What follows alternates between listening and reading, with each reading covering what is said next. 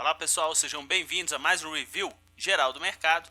Hoje, quarta-feira, dia 1º de junho, são 17 horas e 55 minutos, restando aí 5 minutos para o final do aftermarket e o final também das negociações no mercado futuro para os contratos do dólar futuro e Ibovespa futuro. Bom, mas o que eu estou querendo verificar aqui com vocês, pessoal? Primeira coisa aqui é o seguinte: olha o saldo do fluxo estrangeiro através das corretoras estrangeiras que a gente acompanha. Vendedor em mais de 400 milhões de reais no pregão de hoje. Vale lembrar que esse volume vendedor foi efetuado no leilão de fechamento.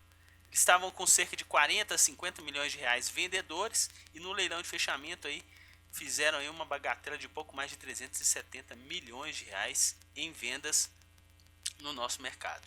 Bom, o Ibovespa hoje fechou em alta de 1,12.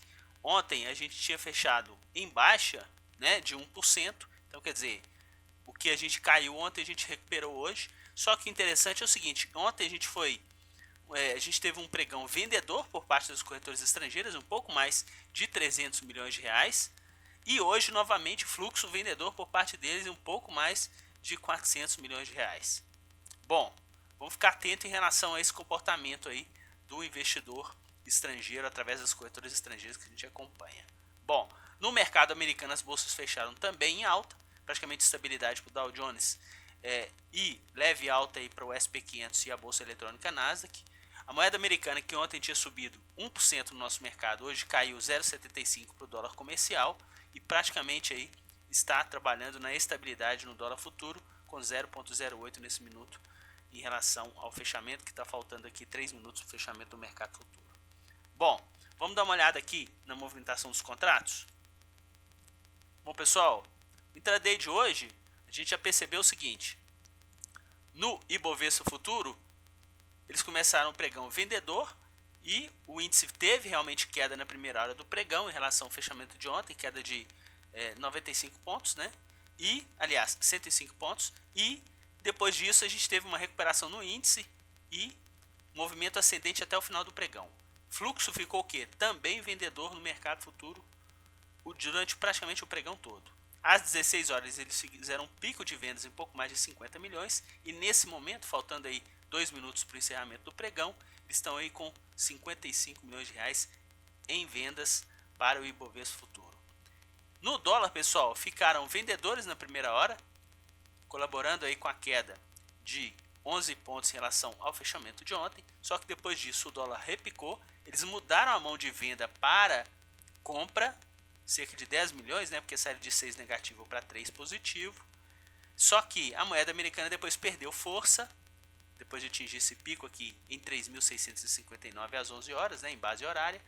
Essa moeda americana perdeu força e o fluxo estrangeiro também diminuiu o ímpeto comprador conforme eles fizeram a máxima aqui às 12 horas. Bom, ficaram praticamente aí zigue-zagueando, né? Hora positivo, hora negativo.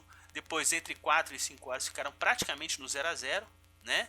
E a moeda americana tinha aí feito uma correção um pouco mais intensa aí em relação a esse pico, né? De 659 para 620, praticamente aí 29 pontos.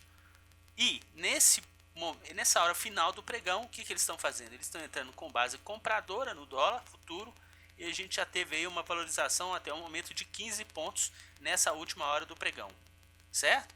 Mesmo assim, isso não está sendo suficiente para que o preço médio que eles estão com preço médio de 3.639 e a cotação está 3.635, ok? Estão tomando aí 4 pontos de loss para o dólar futuro no pregão de hoje. Então isso dá um pouco mais de 200 mil reais. No caso do Ibovespa futuro, eles ficaram com preço médio, eles estão com preço médio ainda, né? Em 48.850 e a cotação está em 49.165. Também um loss de praticamente aí 300 pontos para a cotação do Ibovespa futuro. Vamos ver, isso dá um pouco mais de 300 mil reais, né? Então esse movimento do Ibovespa futuro hoje vendedor e principalmente o mercado à vista vendedor muito forte no final do pregão, é bom a gente ficar atento nessa movimentação do fluxo estrangeiro no nosso mercado, principalmente pelo pregão de ontem e novamente no pregão de hoje, quer dizer, ontem foi encerramento de maio e hoje o primeiro pregão do mês de junho. Vamos dar uma olhada agora nos ativos. Bom, nos ativos que eles atuaram na ponta compradora, eles tiveram uma valorização média de 1,30, ok?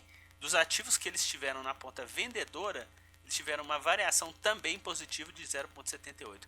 Como o volume comprador foi bastante menor do que o volume vendedor, eles tiveram aqui uma projeção de prejuízo de pouco mais de 1,5 milhão de reais, porque já nesse leilão de fechamento eles atuaram fortemente com vendas no nosso mercado. Um destaque aqui para as ações, né, do Itaú, quer dizer, setor bancário, Ambev, né, também em segundo lugar, depois seguida de Bradesco. Bradesco ontem foi movimentação de queda bem intensa, com fluxo vendedor bem forte por parte deles, né, 140 milhões de reais. Depois Banco do Brasil. Então, quer dizer, aí as empresas de maior peso no nosso índice, a gente está percebendo aí que eles atuaram hoje na ponta vendedora. Novamente na ponta compradora, destaque para a JBS. A gente já tinha comentado no encerramento do pregão de ontem, né, no boletim de ontem, que eles tiveram um fluxo comprador em JBS, o maior fluxo comprador entre os ativos, né, do Ibovespa, pouco mais de 140 milhões de reais, e a JBS foi a ação que mais se valorizou no mês de maio, ante a queda do Ibovespa de 10%. O JBS conseguiu aí oferir ganhos de 15% no mês passado, e hoje eles atuaram aí na ponta de compra no ativo. O ativo refletiu com uma alta de 3,5% até o momento. Ok, pessoal? Vamos dar uma olhada agora nas opções.